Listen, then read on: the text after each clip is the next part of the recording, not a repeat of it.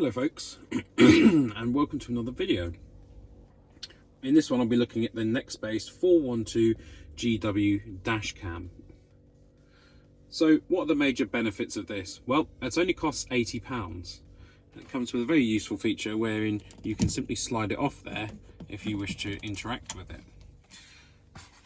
Now I've had this a while, and one of the big downsides I can see with it is that the battery gradually deteriorates, and then really the vehicle just needs to be on to be able to use it then. So you've got various buttons here. You can turn the microphone on and off. You can press an emergency button there in case it's not recording, it'll immediately start recording. You've got a decent menu to go through and various modes, including a camera mode.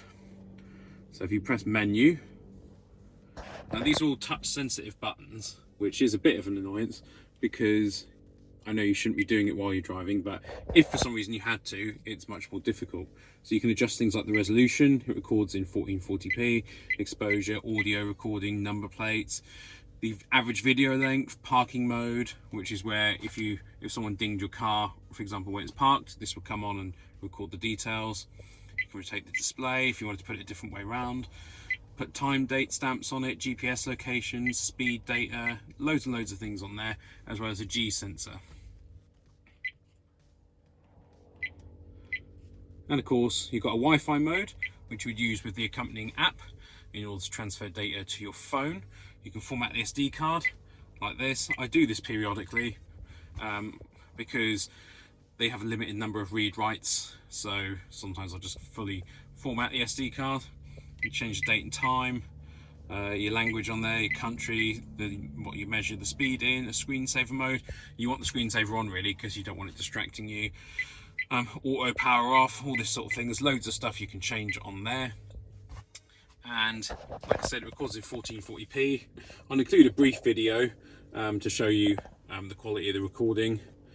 Comes with a really long cable as well, so you can connect it straight into your cigarette lighter, or you can get a little DIN connector and connect it directly to your fuse box. I've just got it in the cigarette lighter. It records video over a period of time and then records over that video again if you haven't told it to keep the video. The app is easy to use and you can adjust the settings on the camera from there too. And it's done a good job for me. I've had a couple of minor things where it wasn't an accident, but there was an altercation on the road. Turns out the person was a bit of a moron, tried to tell me I had to give way to the left at a roundabout and not to the right. I don't know if he was just having a bad day or if maybe he was losing his mind a little bit, but it was good to have that on video, if nothing else, than to have a laugh with my mates about this guy telling me to give way to the left. So there you go, that's good to have on there. And it's just a good safety thing to have as well. People are much less likely to blame you for something or to try and get an insurance claim off of you through false means if you've got a dash cam and they know they're being recorded.